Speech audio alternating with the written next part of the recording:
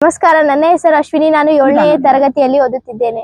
ನಮ್ಮ ಗುಂಪಿನ ಹೆಸರು ಜೀವ ವೈವಿಧ್ಯತೆ ಮತ್ತು ಆವಾಸ ಸ್ಥಾನ. ಜೀವ ವೈವಿಧ್ಯತೆ ಎಂದರೆ ಜೀವಿಗಳಲ್ಲಿ ವಿವಿಧ ರೀತಿಯ ಜೀವಿಗಳು ಈ ಭೂಮಿಯ ಮೇಲಿದೆ ಹಾಗೂ ಭೂಮಿಯ ಮೇಲೆ ಎಲ್ಲಾ ತರಹದ ಆವಾಸ ಸ್ಥಾನಗಳಿವೆ. ಆ ಜೀವಿಗಳ ಆವಾಸ ಸ್ಥಾನಗಳಿವೆ. ಒಂದೊಂದು ಗಾತ್ರ, ಬಣ್ಣ, ಸ್ಥಳ ಬೇರೆ ಆದರೆ ಯಾವುದೇ ತರಹದ ಯಾವುದೇ ಒಂದು ಪ್ರಾಣಿ ಒಂದೇ ತರಹ ಇಲ್ಲ. ಎಲ್ಲಾ ಪ್ರಾಣಿಗಳು ಬೇರೆ ಬೇರೆ ತರಹವಾಗಿವೆ. ಅದರ ಆವಾಸ ಸ್ಥಾನ ಎಂದರೆ ಈಗ ಜಲಾವಾಸ, ಮತ್ತೆ ಭೂ ಆವಾಸ, ಮತ್ತೆ ವಾಯು ಆವಾಸ ಆಗಿರಬಹುದು. ಉದಾಹರಣೆಗೆ ಮೀನು ಜಲ ಆವಾಸವಾಗಿದೆ, ನಾಯಿ ಭೂ ಆವಾಸವಾಗಿದೆ, ಮತ್ತು ಪಕ್ಷಿಗಳು ಯಾವುದೇ ಪಕ್ಷಿ, ಗಿಳಿ, ಅದು ವಾಯು ಆವಾಸವಾಗಿದೆ.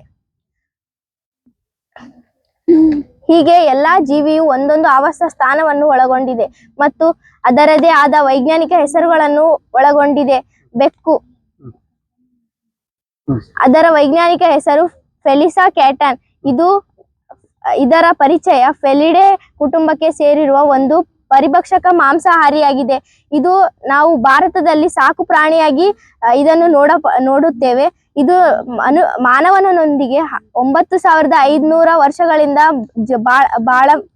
ಸಹಬಾಳ್ವೆ ಮಾಡುತ್ತಿದೆ. ಸಾಕು ಪ್ರಾಣಿಯಾಗಿ ವರ್ಗೀಕರಿಸಲ್ಪಟ್ಟ ಈ ಬೆಕ್ಕು ಫೆಲಿಡೆ ಕುಟುಂಬಕ್ಕೆ ಸೇರಿದೆ. ಹೀಗೆ ವಿವಿಧ ರೀತಿಯ ಪ್ರಾಣಿಗಳಿವೆ. ಪ್ರಾಣಿಗಳು, ಪಕ್ಷಿಗಳು, ಕೀಟಗಳು, ಸಸ್ಯಗಳು, ಸಸ್ತನಿಗಳು, ಸರೀಸೃಪಗಳು, ಜಲಚರಗಳು. ಈಗ ಇದರ ಬಗ್ಗೆ ಮಾಹಿತಿ ತಿಳಿಯೋಣ. ಪ್ರಾಣಿಗಳಲ್ಲಿ 3 ವಿಧ. ಮೊದಲನೇದಾಗಿ ಮಾಂಸಾಹಾರಿ, ಎರಡನೇದಾಗಿ ಸಸ್ಯಾಹಾರಿ, ಮೂರನೇದಾಗಿ ಮಿಶ್ರಾಹಾರಿ. ಸಸ್ಯಾಹಾರಿ ಎಂದರೆ ಸಸ್ಯವನ್ನಷ್ಟೇ ತಿನ್ನುವ ಪ್ರಾಣಿ. ಉದಾಹರಣೆಗೆ ಆಕಳು, ಇದು ಬರೀ ಸಸ್ಯವನ್ನಷ್ಟೇ ತಿನ್ನುತ್ತದೆ, ಮಾಂಸ ಮತ್ತು ಮಿಶ್ರ ಆಗಿಲ್ಲ. ಅದಕ್ಕಾಗಿ ಇದನ್ನು ಸಸ್ಯಾಹಾರಿ ಎನ್ನುತ್ತೇವೆ. ಸಿಂಹ, ಇದು ಒಂದು ಮಾಂಸಾಹಾರಿಯಾಗಿದೆ. ಇದು ಸಸ್ಯ ಅಲ್ಲ, ಬರೀ ಮಾಂಸವನ್ನಷ್ಟೇ ತಿನ್ನುತ್ತದೆ. ಹಾಗೆ ಮಿಶ್ರಾಹಾರಿಗೆ ಉದಾಹರಣೆ ನಾಯಿ. ಇದು ಸಸ್ಯ ಮತ್ತು ಮಾಂಸವನ್ನು ಎರಡನ್ನು ತಿನ್ನುತ್ತದೆ. ಅದಕ್ಕಾಗಿ ನಾವು ಇದನ್ನು ಮಿಶ್ರಾಹಾರಿಯಾಗಿ ಗುರುತಿಸಲ್ಪಡುತ್ತೇವೆ. ನಾಯಿ. ಈಗ ಪಕ್ಷಿ ವಿಶ್ವದಲ್ಲಿ ಸರಿಸುಮಾರಾಗಿ 10,000ದಿಂದ 18,000 ಜಾತಿಯ ಪಕ್ಷಿಗಳಿವೆ. ಇವುಗಳನ್ನು ಸುಮಾರು 23 ಪ್ರಮುಖ ವಿಭಾಗಗಳಾಗಿ ಮತ್ತು ಸಾಮರ್ಥ್ಯವನ್ನು ಬರುತ್ತದೆ. ಭಾರತದಲ್ಲಿ 1,300ಕ್ಕೂ ಹೆಚ್ಚು ವಿವಿಧ ಪಕ್ಷಿಗಳಿವೆ. ಇವುಗಳಲ್ಲಿ 78 ಸ್ಥಳೀಯವಾಗಿ ಕಂಡುಬರುತ್ತವೆ. ಅಂದರೆ ನಾವು ಸ್ಥಳೀಯವಾಗಿ ನೋಡಲ್ಪಡುವ ಪಕ್ಷಿಗಳ ಸಂಖ್ಯೆ ಎಷ್ಟೆಂದರೆ 78. ಸಸ್ಯಗಳಲ್ಲಿ ಲೆಕ್ಕವಿಲ್ಲದಷ್ಟು ವಿಧಗಳಿವೆ. ಪ್ರಮುಖವಾಗಿ ಮರಗಳು, ಪೊದೆಗಳು, ಗಿಡಗಳು ಮತ್ತು ಗಿಡಮೂಲಿಕೆಗಳೆಂಬ ಈ ಸಸ್ಯಗಳು ಬರುತ್ತವೆ.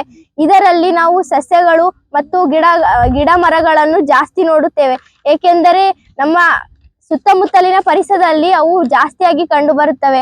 ಹಾಗೂ ಇದರ ಬಗ್ಗೆ ತಿಳಿಯಬೇಕೆಂದರೆ ನಾವು ಉದ್ಯಾನವನ ಅಥವಾ ಅರಣ್ಯ ಪ್ರದೇಶಕ್ಕೆ ಹೋಗಿ ತಿಳಿಯಬಹುದು. ಧನ್ಯವಾದಗಳು.